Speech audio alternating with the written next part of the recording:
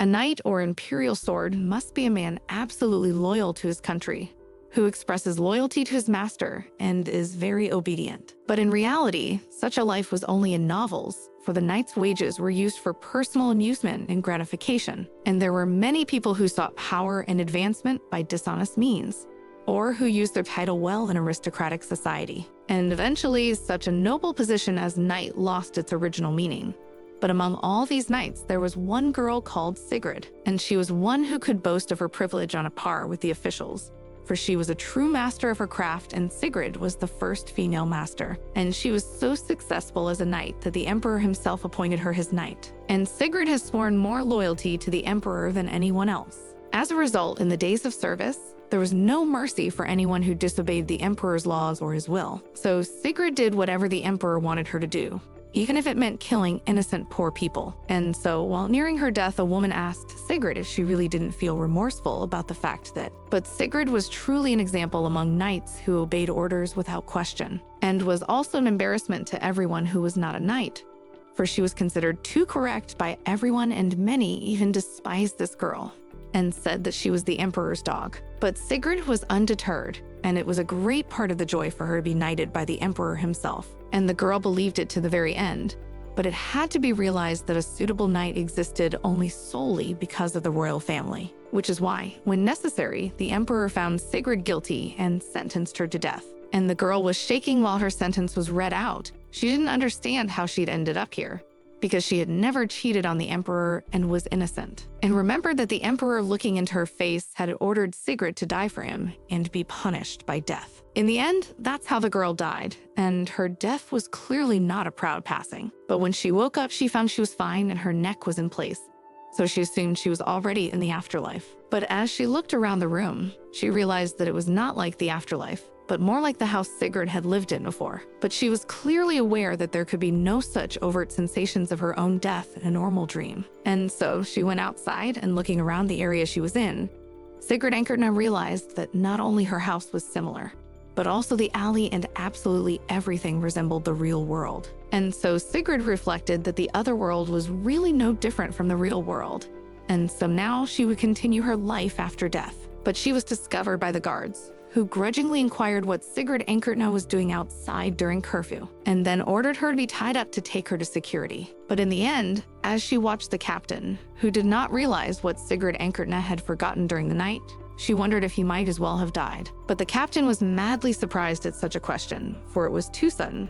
But Sigrid Ankertna was convinced that she had come to the netherworld and now met her captain. And even the guards who brought Sigrid Ankertna were surprised by such a statement. But looking back at the captain, Sigrid explained that she was a dead person who had come from the afterlife and had been decapitated not too long ago. But surprised by her words, the captain wondered if Sigrid had had a bad dream. But Sigrid Ankertna knew for a fact that it was real, for she even remembered the sensations when she had been stripped of her head. And the captain began to suspect that Sigrid Ankertna might have drunk alcohol or taken some pills. But he knew that she was not the kind of person who would behave like that, for she was too correct. And so he explained to Sigrid that such a thing could not have happened to her in particular, for she would never have been suspected of treason or executed, and didn't understand why she was talking about something like that. But later, the captain thought that perhaps Sigrid had been tricked by some wizard and decided to call Morris. But when Sigrid heard of it, she did not understand such a decision, for Morris had been away on a wander for several years. And such words the captain was surprised no less, and explained that they too were the main knights who always worked together. And then thinking about it, Sigrid Ankertna realized that if they really worked together, it means that now the events of 5 years ago, and it really is not the other world. Sigrid Ankertna remembered how when she was sentenced to death, Morris came to her and tearfully begged her to save herself, because he didn't believe she was planning treason and offering her an escape from this prison. He promised that he would help her survive and asked Sigrid not to act like a true knight, at least for now, because she simply could not die like that, and repeated over and over again that he believed in Sigrid's innocence. In the end, Morris was the only one who believed in the girl, but despite his faith, she had to die because of the affair. And so now the guy entering the office literally could not believe that Sigrid could break curfew, and asked them to come up with a more believable lie next time.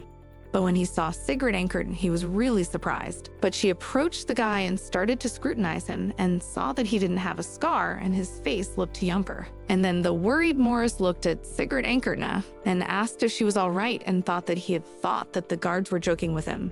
But it seemed that something strange was really happening to the girl. But at that moment, she suddenly inquired how old he was and then learned that he was 25, and Sigrid realized that in that case, she was now 20 years old and had gone back 5 years. And then she started to take off her blouse, which Morris was very embarrassed about because he didn't expect something like this. But looking at her side, Sigrid Ankertna found that there was no scar that had appeared after one of the battles. And Morris was trying to find out if Sigrid had met someone suspicious, like a wizard or a witch, or maybe she had eaten something strange. But she calmly apologized for the disturbance and said she was fine because it was just a dream. But Morris noticed at once that Sigrid was too excited as it was for a mere dream, and she was not a person who could act so recklessly over a nightmare. Afterwards, Morris offered Sigrid to stay with him for the night because she had been caught because she had no identity card.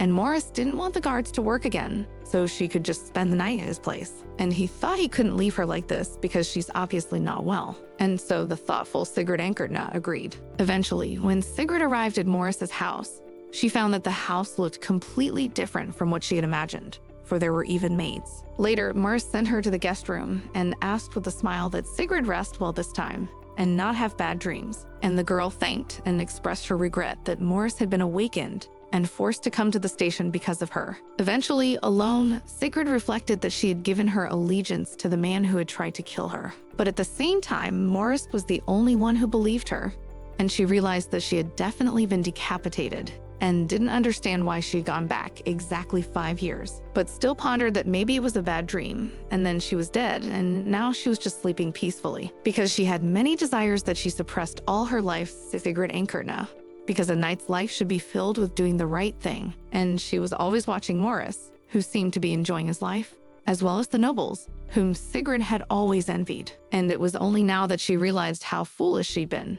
After all, she postured herself for a life of chivalry, and she'd hoped to be accepted. But in the end, all she got in return for her suffering was betrayal. So I realized how foolish it was to trust the emperor and explore after him.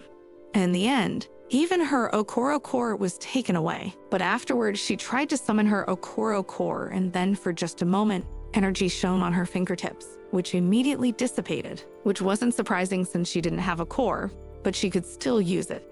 And then Sigrid realized the reality of what was happening. Because if it was a dream, then she couldn't use the Okoro core, and so she really did go back in time. And then she realized that she could only learn about it from a real wizard, such as the great wizard of the Imperial Palace, Arkan. And though this wizard will not be famous for 3 years, his power should be at their best by now. So Sigrid Ankertna wanted to meet the wizard in the hope that she could change her future, for she did not want to meet such a miserable end again. Eventually in the morning, Sigrid left the room, which the maid did not expect, and so was very much startled by the girl's sudden appearance. And the latter calmly apologized for leaving the room unexpectedly and explained that she was staying in this room for a while. Then, when the maid reported that she was all right, Sigrid quietly turned and left, and the girl wished the lady a good journey. And at first, Sigrid was surprised at such treatment, and even wanted to reprimand him, as she had always done before. But now she realized that if she had decided to change, she shouldn't have acted in such a way. And it seemed that even the maid was surprised by such behavior. She ended up going to the second order a little later and asked for a little vacation so she could rest. Then leaving the captain's room, she thought that apparently, if everyone looked exactly the same as they did 5 years ago, then she was the only one who remembered the future. And so she wondered if the one person she'd once lost could survive. But the next moment, a voice called out to her, and then she realized that it was a very familiar voice that she had not heard for a very long time, and that Sigrid no longer believed she would hear again. It was Alberto, who stated with a smile that Sigrid did not change her traditions and was the first to come to work. And then Sigrid thought about the fact that 5 years ago, Alberto was still alive, and it was very nice to see the face of a dead colleague again. And so she could hardly hold back her tears. She approached him and held his hands to make sure he was alive. She still couldn't believe it was true. But seeing his surprise, she calmly pulled away and smiled to assure Alberto that all was well. Afterwards, she said that she had taken a vacation, but hearing this, Alberto, instead of being happy, was madly surprised and seemed absolutely not to expect to hear something like this. Sigrid was the kind of person who worked even on imperial holidays, and he really didn't have the right words to describe his emotions. So he awkwardly asked if it was his friend, because she hadn't taken a day off since she'd been wounded. Sigrid only looked at Alkerdo with a smile and told him that she was crazy and proud of him, which made him very surprised and unable to believe what he had just heard. So he began to wonder if it was his friend, because she would never have said something like that to him before. But seeing his frightened face, she laughed, and then more and more suspicions crept into Alkerdo's head that this was not his girlfriend. But she admitted that she just felt like saying what she really felt, because she was always jealous of the guy because he wasn't a noble girl. She thought Alkerdo had it too easy, and she was only jealous because she was too narrow-minded, and for which she was ashamed. For Alkerdo was the sort of man who was good at socializing with anyone, and freely kept in touch with Sigrid. And she secretly hated him for it, until she realized that no one spoke to her without contempt except Alkerdo himself. And then the girl finally realized that Alkerdo was the person who always started a conversation with her first, and who was always there for her. So she apologized for everything that had happened between them. And though she knew how strange her words sounded, she was thankful that Alkerdo had always been the person to start a conversation with her, because she was really grateful. But afterwards, Sigrid Enkerdna realized that she had already stayed too long, so she said goodbye and wanted to go to rest. She thought that she had said everything she wanted to say. She didn't want to regret it afterwards. But at that moment, Alkerdo grabbed her arm and asked if Sigrid really planned to leave after all she had said, and then confusedly remarked that he was also jealous of Sigrid Enkerdna, for he was naturally frivolous, and therefore he could not be an example of such a disciplined knight, like Sigrid Enkerdna. And that's why he was always jealous, because he wanted to be like her. And then from what she heard, the maddeningly awkward girl thanked Alkerdo, while she herself tried to hide her embarrassment, and turned around and started to walk away, then reflected that she always wanted to hear about how she was envied because of being a role model. But she really didn't expect to hear it from Alkerdo. And it was the first time she'd ever received such a compliment, and she realized how nice it felt. Morris eventually got to work at this time and reflected that Sigrid had left early as usual without even having breakfast. But when he saw the girl, he didn't even recognize her at first because of her facial expression, because she looked like a different person. So she didn't understand what was going on. And after looking over his friend Alkerdo, Morris wondered why he was now standing in one place like some lovesick fool. But after coming to his senses, Alkerdo asked fearfully if Morris had noticed a change in Sigrid, and thinking he confirmed his friend's speculation. For Sigrid Enkerdna looked a little strange and had even broken curfew recently because she had had a strange dream. And when he heard that, he literally couldn't believe it, because Sigrid had never done anything like that. But afterwards, Alkerdo told his friend even more shocking news, namely that Sigrid had taken a vacation.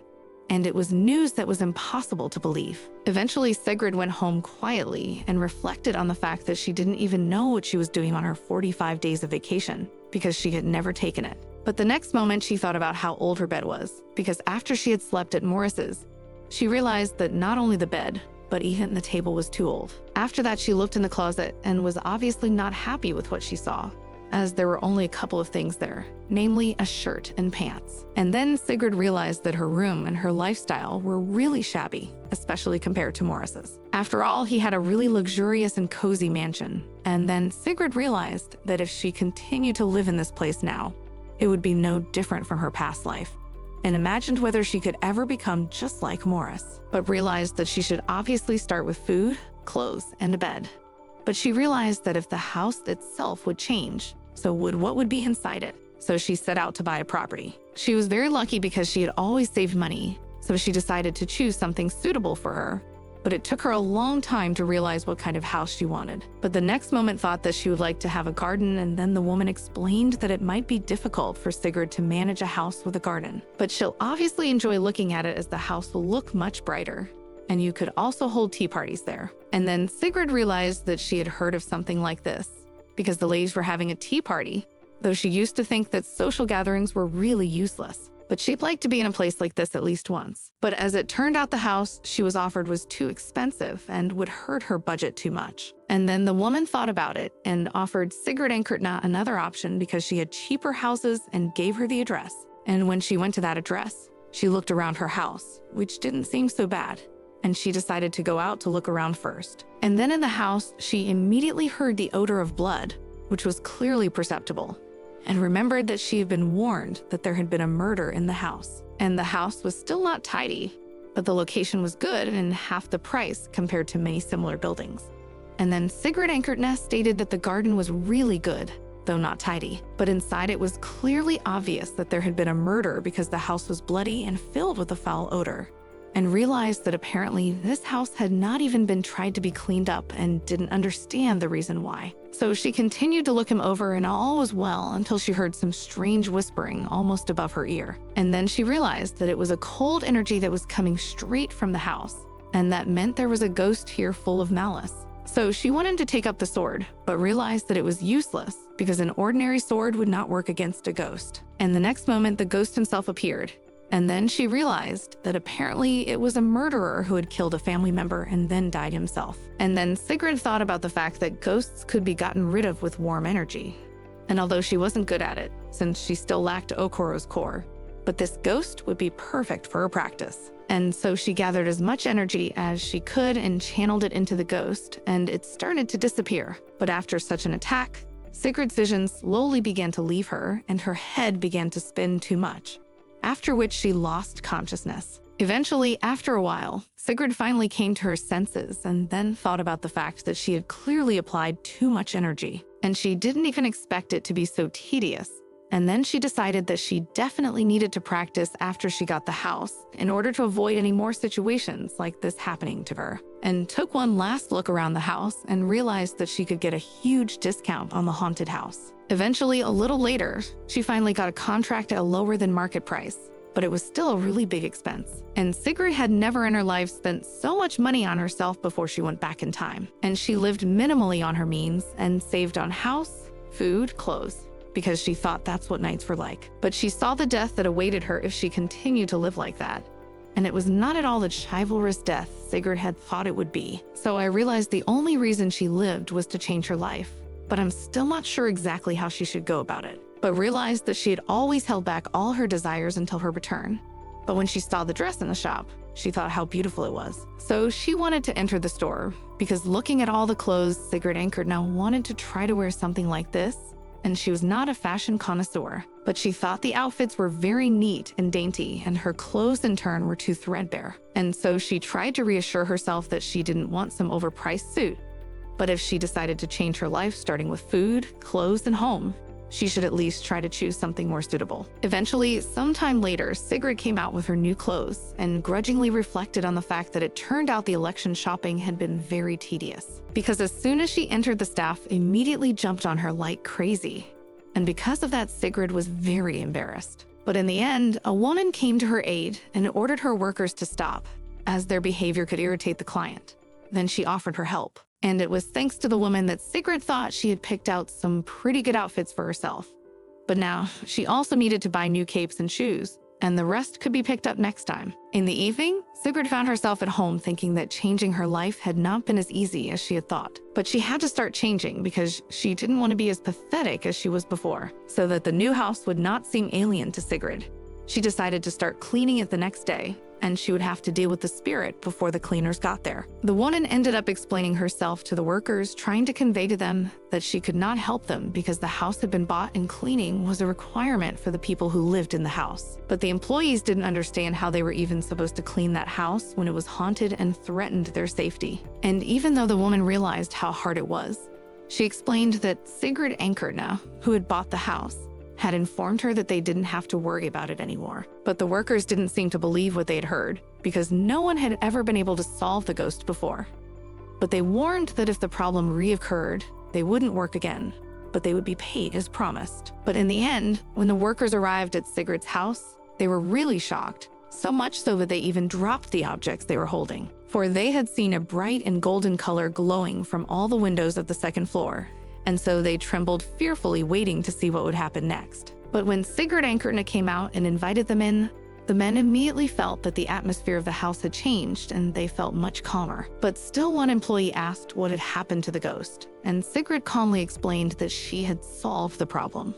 But if they encountered anything else strange, they could turn to her at any time. As a result, in the evening, the men were about to leave after the work they had done, for they had taken all the old, unusable furniture out of the house and were to come back the next day. But even already, looking around the house, it looked much better than before. And of course, it wasn't completely clean yet, but it was already good. And then Sigrid thought that while she was tidying up the living room, she felt strange because she had never had a house of her own. But now it had finally arrived, and it was a place she could truly consider home, and pondered if this house could change her previous way of thinking and living. And then she went back to the memory of that treachery of the emperor, for there was no way she could forget so much of the blow. And still contemplating the fact that she was willing to sacrifice her life for the emperor, but not in this way, and not when she's accused of cheating, leaving her with a stigma. And Sigrid obviously didn't want that and didn't understand why she was accused of cheating, because she'd been told that she killed the prince because she teamed up with his brother to eliminate the first heir. And although Sigrid did not understand such oddities in the management of power, namely in the case of the death of the crown prince to execute the second prince, who was involved in his death. After all, it was unprofitable because the other heirs could not remain. But one thing was clear, Sigrid was just trash in this game that the emperor could easily get rid of. But after she couldn't stand it, she finally cried and confessed that she just wanted to be noticed, but her efforts were futile. Eventually, after calming her soul a little with tears and washing away her sorrows, Sigrid Enkernna realized that now the emperor had no power over her, and though she wasn't ready to jump to conclusions just yet, Sigrid Enkernna didn't want to be so faithful anymore anyway. And so, in order not to torture herself with complicated thoughts, Sigrid decided to take care of the house. And as a result, a few days later, her home finally became more attractive. And so Sigrid thought about inviting Morris and Alkerdo when her house was renovated. And Sigrid was pleased that her move was not that difficult after all. All the necessary items fit into one suitcase. And once she had placed her clothes, her move would be complete. But afterwards, Sigrid realized that even though she had bought new things, she still had a closet that was too small even for a normal person. And so go to the store in her spare time. And eventually, Sigrid Enkernna went to the same place again to buy something to match the outfits she had bought last time. And the consultant calmly said that in that case, she would call the manager to help her with the choice. But it was all being watched from the side by a disgruntled girl who couldn't believe she was actually seeing Sigrid Enkernna in front of her. She looked at her with disdain and wondered if Sigrid Enkernna, a model knight, had appeared in such a place and assumed that she had come here to pick up some clothes for her unattractive image. It was a member of the Second Order of Maraset and also a colleague of Sigrid Enkernna. But Sigrid was not surprised by this attitude and calmly said that she had come here to buy an inexpensive outfit because the prices here were lower than in the city, and she had bought clothes here some time ago. But the disgruntled girl wondered if Sigrid had fallen so low as to start thinking about material goods. And Maraset doesn't think it's fair that Sigrid can buy herself the same clothes she chose for herself. After all, Sigrid had previously condemned her for spending money in this way. But Sigrid Enkernna calmly explained that previously she had also considered it something shameful for a knight, but now she had changed her mind, and therefore apologized in advance if she'd offended Maraset. She wondered if such behavior wasn't something indecent for a knight, but realized that Sigrid seemed to be trying to humiliate her, so she turned around and said she didn't want to hear any more of Sigrid Enkernna's talk. At that time, the manager came to help Sigrid pick out clothes in a calm atmosphere, and then at home, looking at her outfits, the girl stated that the clothes suited her very well. And though it was not something a knight would wear, it was not shameful or wrong for her to wear something like that, although she used to think otherwise. Because previously, Sigrid Enkernna was convinced that spending money on clothes was vulgar, and did not understand why she treated her own hard-earned money in such a way. And she remembered that she had once heard aristocrats discussing how the knights spent their money, for they seemed to spend it as if they didn't understand where the money came from. And it could hardly be said that the other knights were oddly or too brightly dressed. They just spent all the money they made. And now Sigrid Enkernna understood the reason why they did so, because it was really nice to wear good clothes. And as it turned out, good clothes fit even knights. As a result, a little later, a disgruntled Maraset informed her friend of her unexpected meeting with Sigrid, and was very unhappy about the encounter, for Sigrid herself had previously condemned them for their vulgar dress. But upon reflection, her companion stated that Sigrid had never called their clothes vulgar. But Maraset began to argue, remembering that Sigrid had always said that such clothes were not fit for knights. And then thinking about it, the girl realized that it was really strange, because Sigrid wasn't the kind of person who lived by a double standard. And then Maraset explained that Sigrid had informed her that such a waste, it wasn't something the knights should do, but at the same time, it wasn't something bad. and did not understand what such foolishness meant.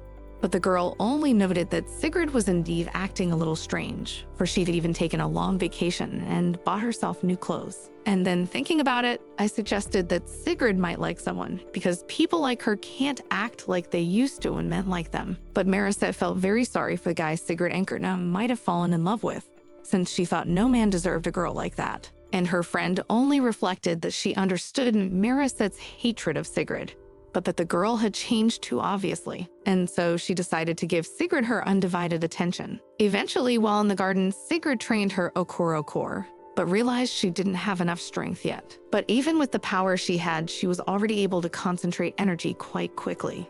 And forming Okuro's core was difficult the first time around. Then she thought about her horse Echo and wanted to bring him into the house, but realized that there wasn't much room so far, so it was better to leave him on the order's property. After that, I went inside and looked through my closet, which was now full of clothes. I realized that it was quite pleasant to buy things. But Sigrid hadn't visited the order in a while, so she wanted to go and still take Echo home. Didn't know she could wear similar clothes there, but I realized it was casual, so it shouldn't be a problem. And so she dressed up and went to her horse and was overjoyed to see them. But the next moment, there was the displeased voice of Morris, who did not understand why anyone was touching a horse that already had an owner. But when he looked closer, he found that it was Sigrid, and he literally couldn't believe it was her because her clothes were different. Then he awkwardly informed her that the outfit suited her very well, but she looked really out of place, which made him mistake Sigrid for someone else. And then the awkward Sigrid Ankerna thought that now she felt awkward because she thought she looked strange, because she thought that people would stop respecting her if she spent her money on such luxuries. But Morris calmly stated that the strange attitude of the men towards Sigrid was justified, because the first impression was very important. Nobody can recognize a person at first sight, and the first thing they saw was his clothes and his behavior, after which he gave the example of knightly badges and explained that it was a similar principle in the rest of the people. But still, he did not understand what was happening to Sigrid, for she did not usually behave in this way and was therefore too innocent. And then Sigrid realized that Morris had always given her good advice, and she believed that his advice would not hurt her, because she still remembered Morris coming to her and begging her to break out of prison and wanting to help her. And all he asked was that Sigrid Ankertna should think of herself for once in her life. And so the girl realized that she could trust Morris's words, for he had always been on her side, and promised that they will definitely remember all his advice and use it in the future. But maddeningly embarrassed by such a reaction, Morris awkwardly stated that he had done nothing out of the ordinary, but was glad if it might help Sigrid Ankertna. Finally, a little later, when Sigrid Ankertna came out of the stables, she invited Morris to join her for tea in the garden, and explained to the shocked guy that she had moved in and the cleanup was complete. So she wondered if she should send a formal invitation. And then the awkward Morris agreed to come to the tea party and wondered how much Sigrid Ankertna had changed, for she had bought new clothes, socialized much more easily than before, and had also bought a house. And it definitely wasn't the girl he knew, but she'd only quietly asked that her friend come over for a weekend tea party. But eventually, as soon as it galloped away, a shocked Alkerdo came running up, who didn't understand why Morris had allowed an unknown girl to take the horse belonging to Sigrid. But when I found out it was Sigrid, I literally couldn't believe it because she looked completely different. But Morris thought about all these changes since that dream and tried to figure out how Sigrid had changed so much. Eventually, a little later, Morris, coming to Alkerdo, suggested that they go together to visit Sigrid, and explained that she had bought herself a house in the second neighborhood with a garden. And so she invited them to tea, and not believing in something like that, Alkerdo really thought his friend had just tricked him, because Sigrid Ankertna's behavior frightened him so much. And then the only explanation that came to the young man's mind was that Sigrid might be terminally ill, because she suddenly took a long vacation and she was spending her savings, and she suddenly started opening up her feelings to other people. Meaning she literally started doing all sorts of things she had never done before. And then the boys were determined to find out the truth, for apparently their friend had always lived like a knight and had decided to die the same way. Eventually, once home and after grooming the horse, Sigrid Ankertna resumed her training and found that her Okuro core was getting bigger than the last training session. But the next moment, she felt a very strong pain in her chest that made her unable to concentrate any longer. But when she looked at her breasts, she noticed that there was an Okuro nucleus there, which she was very happy about. And usually Okuro's core was solidly shaped and protrudes from the body of her neck, or on the back of the hand, forehead, and even under the tongue. And this particular Okoro core was called the Jewel of the Sword because it shone so brightly. And at first, this Okoro nucleus is a small dot, but the shape gradually becomes more distinct and the color darker. And once in a past life, Sigrid got the Okoro core at 23, and that's why she was called a genius.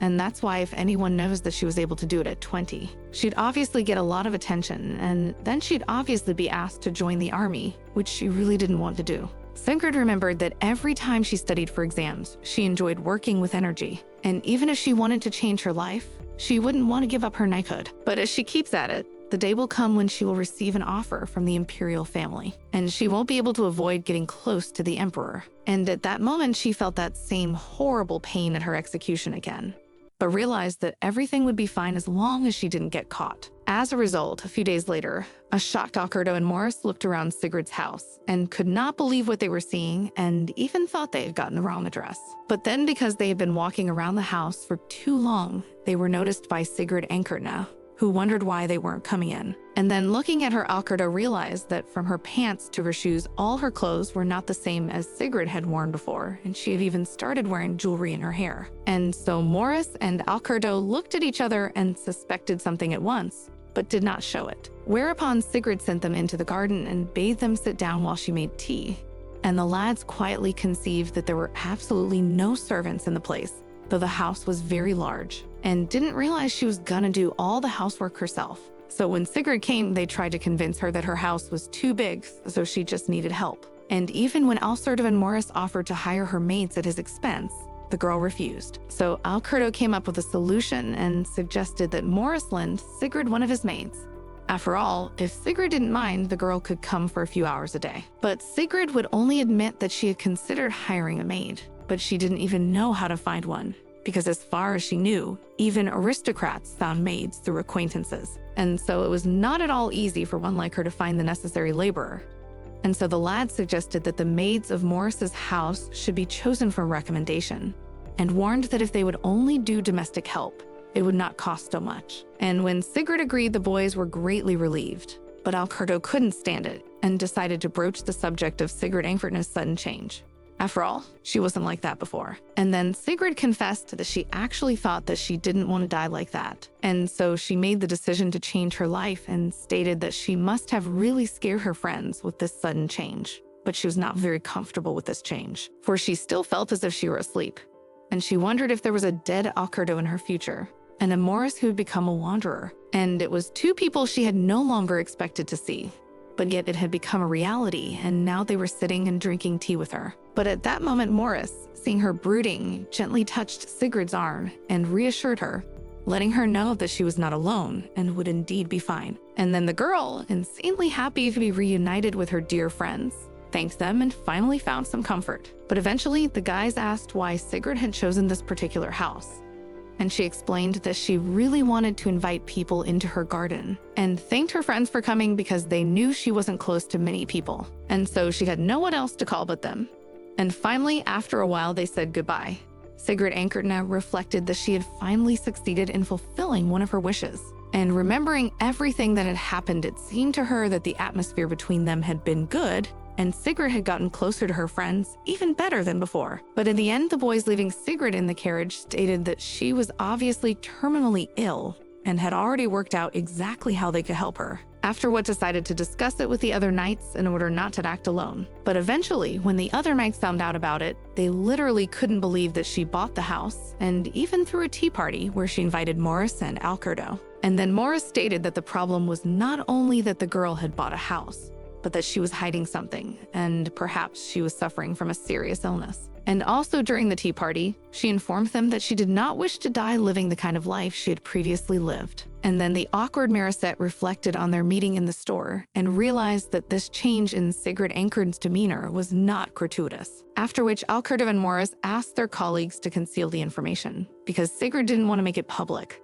So they had to pretend that they had not heard anything. And Marisette only awkwardly reflected on the fact that even if Sigrid concealed such a fact, she would still have to resign from her position sooner or later because of her illness. And her friend who was watching Marisette only thought that not so long ago this girl hated Sigrid, but it seems that now everything has changed. Afterwards, they had tea and discussed everything that had happened to Sigrid lately. and that the girl had even held a tea party and made a cake for the guys. But remembering everything that had happened, Morris stated that it could hardly be called a tea party, for Sigrid unfortunately knew nothing of cultural life, and so asked Marisette to send once upon a time Sigrid an invitation to the real tea party so that she would have an understanding. But she was worried that Sigrid might refuse because she thought they were too vulgar. But her friend reassured her and told her that this would not happen. And then Marisette began to think about what they should write in the invitation. In the end, they solved the tea problems together, and a few days later, Sigrid received a letter.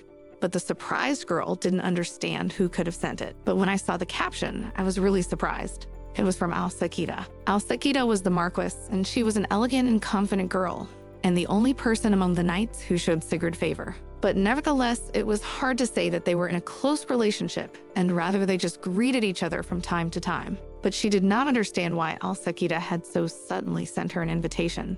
But she thought she could hardly refuse, for that would be rude. She didn't know what Alsekida was thinking, but she clearly realized that they lived in different worlds. And Sigrid didn't know what to talk about if she went to the tea party. After all, despite the fact that she wanted to be sharing nice moments with people, she had absolutely no idea how to behave, but still realized she should at least try, since it had been a long time since she'd last talked to girls. But she realized that if it was going to be a tea party with Alsekida and Marisette, she should probably wear some kind of dress, but she didn't even have any clothes like that, and she couldn't show up in her work clothes, and realized that it was the right time to pick up the necessary outfit. And so she resolutely headed to her already familiar store and said from the doorstep that she had come for the dress. And when they heard this, everyone was really shocked, for they had not expected something like this from Sigrid. But at that moment, the manager spoke to her employees and ordered the girls to choose the best outfit for their guest. But when Sigrid explained that she needed a dress for Tuesday, they brought her some ready-made models to be made to fit her. Then the manager said that she would give Sigrid a discount on this dress because she was their regular customer. And besides, this dress had been ordered earlier by a girl, but she didn't come to pick it up. And then after thanking the manager, Sigrid realized that her dress was too big and she simply couldn't put it on by herself. So she wanted to ask Morris's maid for help, and remembered that the idea of hiring a maid was not a bad one, and was glad she had trusted her friend's word. After all, maids could help her in many ways, and so Alsekida thought it was a good idea to hire herself an assistant on a permanent basis. And so she went straight to Morris after shopping, but on seeing Sigrid, he was very much surprised at this suddenness, and handing him a present, Sigrid Enkertna asked to talk a little. Finally, over a cup of tea, Sigrid thanked Morris for the maids he'd recommended, because they made it easier for her to take care of the house, but admitted that she'd like to hire a maid on a permanent basis. And then Morris explained that he could recommend 2 people. After all, he had 4 maids, 4 servants, and 1 butler, although his house was a bit bigger, and thanked him. Sigrid thought it was still too strange for her, because now she had free time, she didn't have to clean, and she didn't know where to spend it. And Morris calmly explained that in that case, Sigrid Enkertna could take care of her health or do what she liked, and explained that when someone hires a servant, they free themselves up about 4 hours of their life. And then Sigrid realized that this was really good advice that she could use, because now she had more time to train. But she was worried that Okuro's core was starting to grow too fast. But in the end, among other things, Morris also asked Sigrid to take care of her health and to adjust her diet, for her diet was always too cruel. And he did not understand how Sigrid could eat 1 boiled potato 3 times a day. Then he promised Sigrid that he would take care of her if anything happened to her, and if she got worse, she should go to him at once, because he would take her to her family doctor so that the doctor could help her. And insanely embarrassed by such an offer, Sigrid thanked her friend, and then she began to wonder if she should tell Morris about Okuro's core and what was really happening to her. But she realized that no matter how much she trusted her friend, she couldn't tell anyone about it now. So she quietly thanked him and said goodbye and went home. But as he looked at Sigrid, Morris noticed that she was obviously planning to tell him something, but still couldn't seem to trust him. Eventually, some more time passed, and then Sigrid finally arrived at the tea party, and even the butler who was supposed to accompany her was madly surprised, not expecting to see Sigrid in such a dress. And the girl looked quietly into the garden before her and realized that he was the very house in which Alsekida lived, and there was a very beautiful orangery. But eventually, as she walked on, Sigrid thought about the fact that she felt rather nervous, but she realized that she had always wanted to try her hand at something like this, And so, filled with determination, she went on. And finally noticed the two waiting girls, and so she bowed and greeted them like knights out of habit, but immediately realized her mistake and curtsied. But Marisette calmly stated that Sigrid shouldn't have behaved that way given their relationship. And then Alsekida explained that she thought it would be better if they just started talking to each other freely,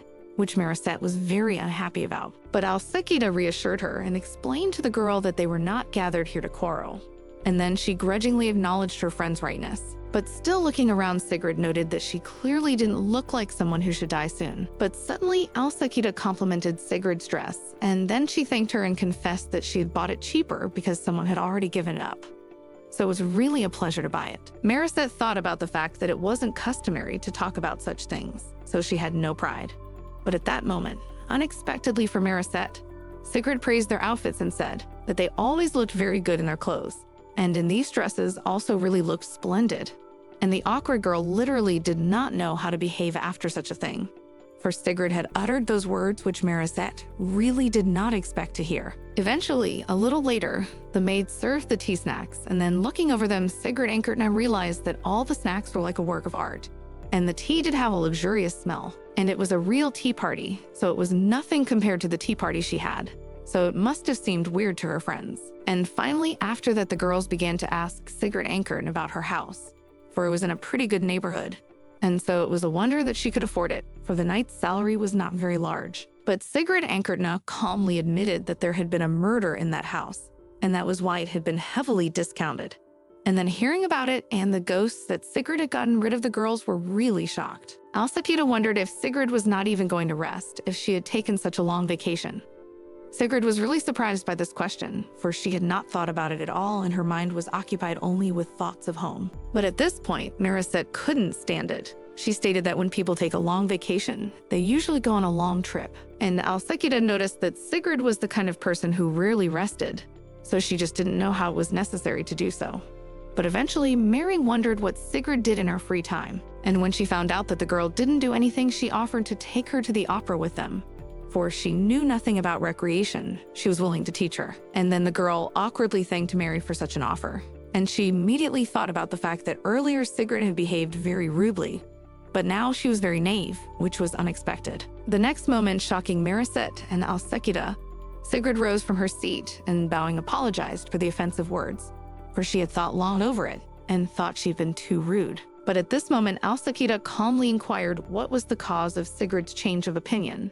And awkward Mary tried to stop her, for they must pretend to know nothing of the disease. But Sigrid calmly replied that she had previously really thought that this was what a knight should be like, and she had really tried to live up to that image. But one day she had a chance to rethink everything, and it seemed to her that she had lived before, even though she didn't want this life. And so even after a long time of reflection, Sigrid still hadn't found the answer for herself. Why anything other than chivalry was something bad in her mind. And so all she could realize was that all these things she had previously despised were never actually bad.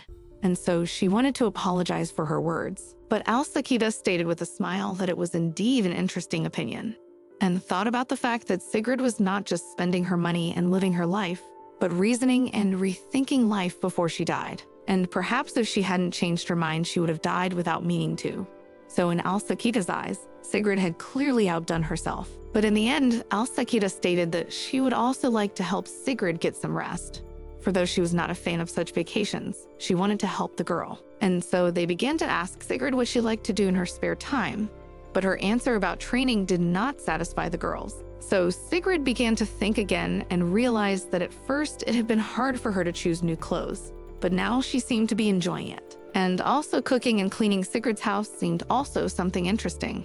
But such a thing was clearly not understood by Marisette. And then the girls asked what life was like for Sigrid in the 3rd district. And then Sigrid admitted that it wasn't really as dangerous as the rumors had made it out to be, but it was quite noisy, and remembered that she'd once caught a fire in the 3rd ward, and she was the person who burned the place down, for she was her own master on the battlefield, even if her enemies were the common people. But the next moment, such memories made Sigrid feel very ill. And at that moment, Alsekida and Mary immediately noticed the change in her face and thought that Morris and Alkertev's assumption must have been right, for the girl had turned very pale, and it was evident how ill she felt. and Sigrid Ankertna desperately asked herself to calm down, for no one had died yet. But at this point, Mariset looked her over and noted that Sigrid was clearly not well and suggested that she go home, while Alsakiva said she would send a carriage for her tomorrow.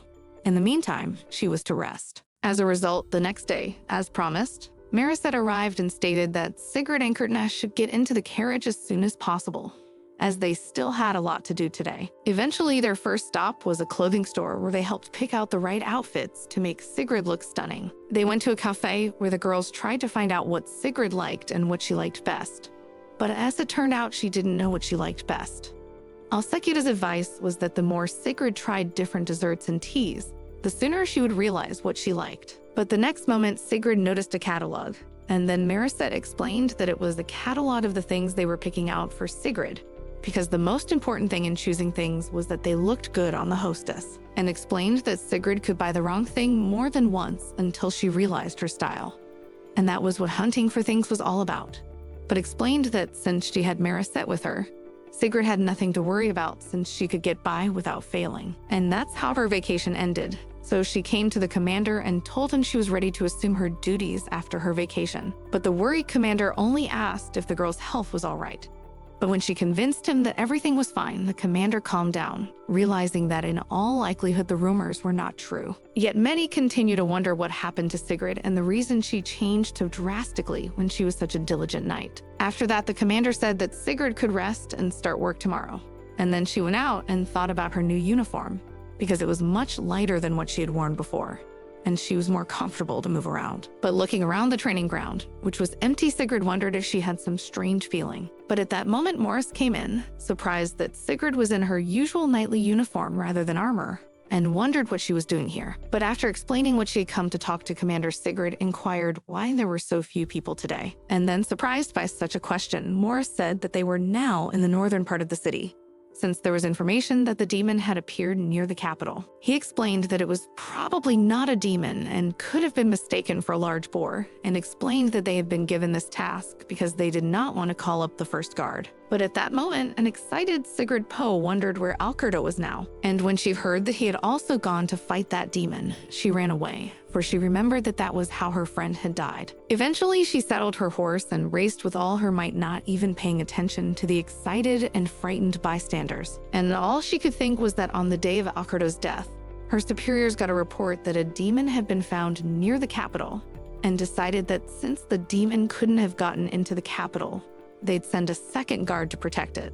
They didn't believe it was really a demon, but the rumors were true, and so half the knights sent there died because of improper command. And they did not sacrifice all the soldiers only because Alkerdo also went to the front line and fought to the end, because of which he managed to gain time. And eventually, during this time, the superiors were able to learn the real situation on the battlefield, and so reinforcements were sent to destroy the enemy. And though they were imperial knights, the second guard was weaker than the others, and there was a difference in skills between the first guard and the second guard, because anyone could become a member of their squad. And so all Sigrid asked was that her friend would wait for her this time and be safe. While the fight was going on, Sigrid arrived and immediately inquired what happened to Alkerdo. But seeing his wounded comrades who couldn't give her answers to that question already began to guess what might have happened to him. And so she went straight to the battlefield.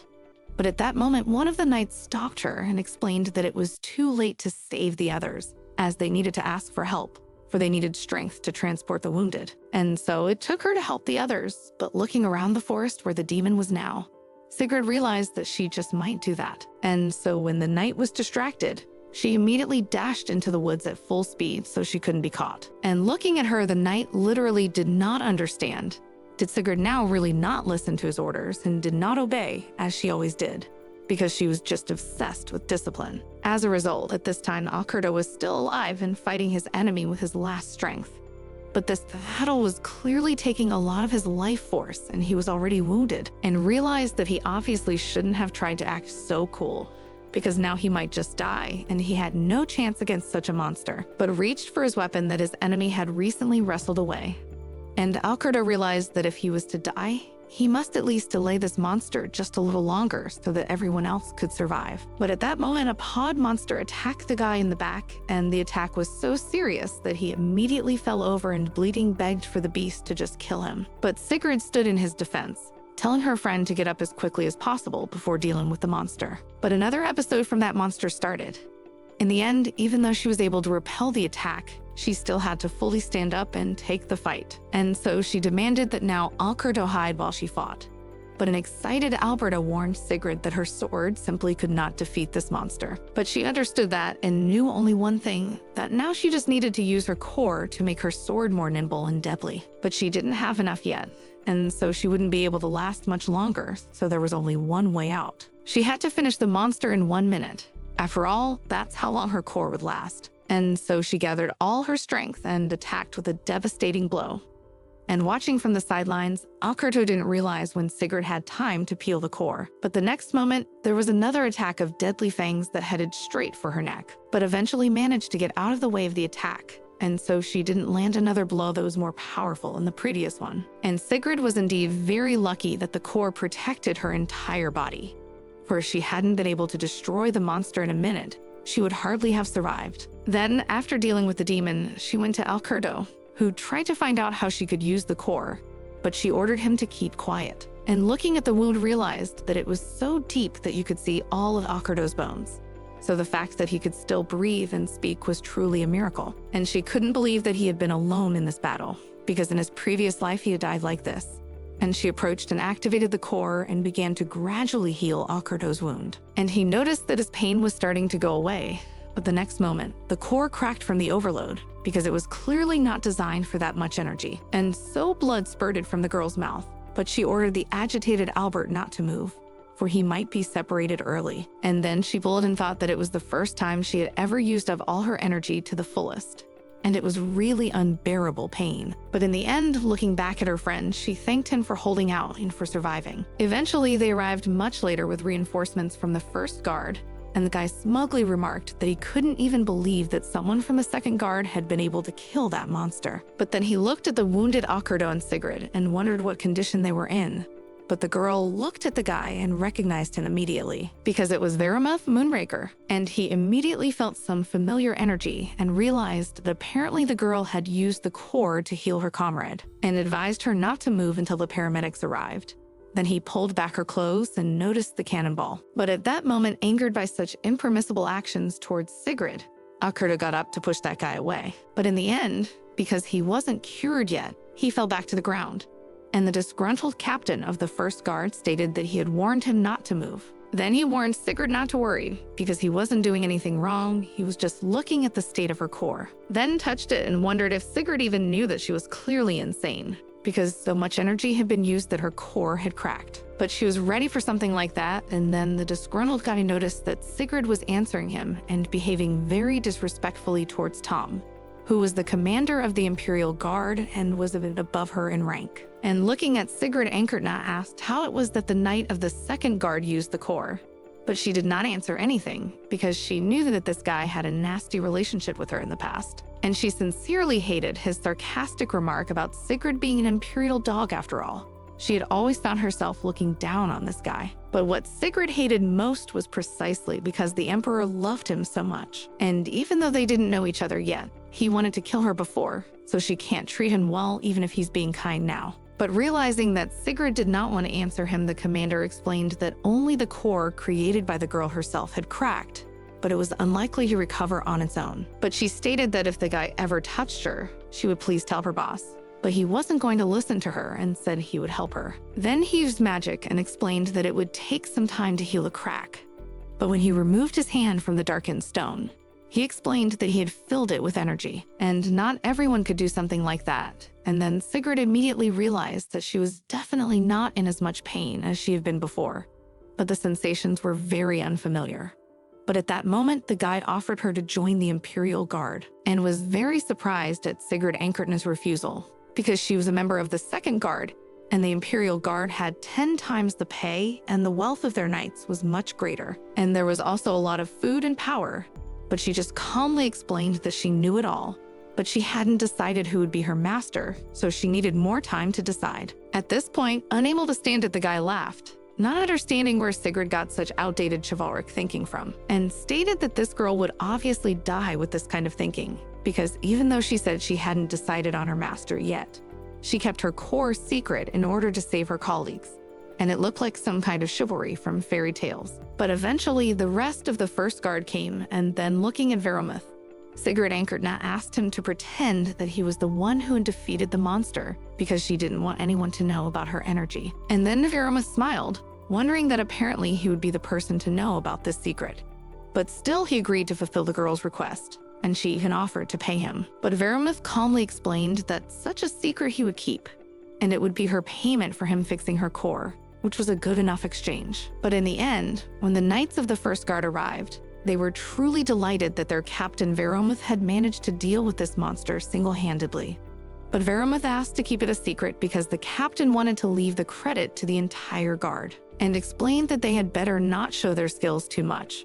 Otherwise, there would be too much attention on them, and asked his knights to go and help the wounded, since a huge number of knights had suffered because of this demon. And then Sigrid realized that the first guard was known for killing demons, only because Veromuth had helped them with it more than once. Eventually, the excited knights were waiting for Sigrid under the door when she went to see the commander, and it turned out that she had been given a 3-day suspension for helping her colleague, but disobeying orders. And so all the knights were really quite stunned by something like this. But at that moment, Alsakita came up to her and calmly informed the girl that she could just consider that her vacation had been extended for a few more days.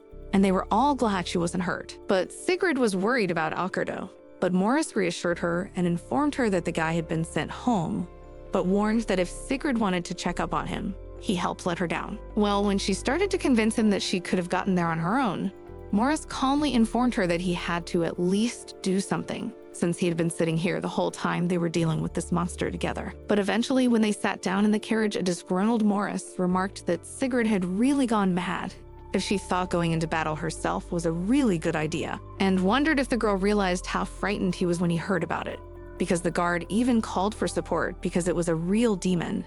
And when he arrived at the place immediately after hearing about it, he found out that half of the knights were dead or wounded, and it was reported to him that Sigrid went there alone to rescue Alkerdo, and in doing so, disobeyed an order that was unbelievable to her. And then Sigrid thought apologetically that she didn't really care when she went into battle, because she could always use her core, but she couldn't tell anyone about it yet. But at that moment, looking at Sigrid's depressed state, Morris asked her to stop apologizing, or he was actually surprised, since she was a person who never disobeyed an order. But he knew that she had only done it to save her friend, and he was very happy about that.